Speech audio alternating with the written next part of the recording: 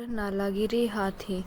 बुद्ध का ममेरा भाई देवदत्त सदा ही बुद्ध को नीचा दिखाने की चेष्टा में लगा रहता था, मगर उसे हमेशा मुंह की खानी पड़ती थी। एक बार बुद्ध जब कपिलवस्तु पहुँचे तो अनेक कुलीन शंख्यवशी राजकुमार उनके अनुयायी बने। देवदत्त भी उनमें से एक था।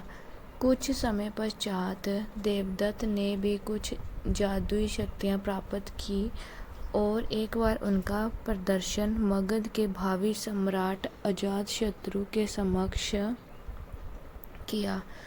वहाँ एक शिशु के रूप में प्रकट हुआ जिसने सांप की मेखला बांधी हुई थी। तभी से अजातशत्रु उसे परम आदर की दृष्टि से देखा करता था।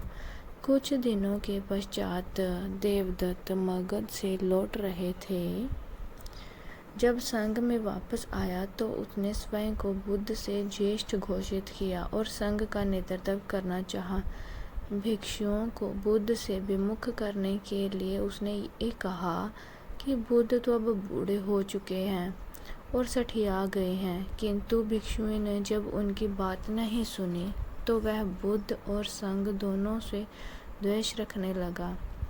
खिन्न होकर वह फिर वापस मगध पहुंचा और अजातशत्रु को महाराज बिंबिसार का वध करने के लिए प्रेरित किया, क्योंकि बिंबिसार बुद्ध और बौद्धों के प्रचुर प्राश्य प्रदान करते थे। प्रारंभिक दौर में बिंबिसार को मरवाने की उसकी योजना सफल नहीं हुई। अंततः उन्होंने 16 धनुर्धारियों को बुद्ध को मारने के लिए भेजा, किंतु बुद्ध के व्यक्तित्व से प्रभावित हो सारे उनके ही अनुयायी बन गए। क्रोध में देवदत्त ने तब बुद्ध पर ग्रीगकूट पर्वत की चोटी से एक चट्टान लुढ़काया, जिसे पहाड़ से ही उत्पन्न हो 2 बड़े पत्थरों ने रास्ते में ही रोक दिया।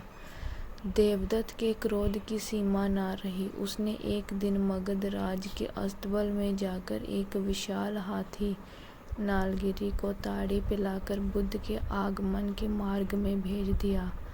नालगिरी के आगमन से सड़कों पर खलबली मच गई और लोग जहाँ तहाँ भाग खड़े हुए।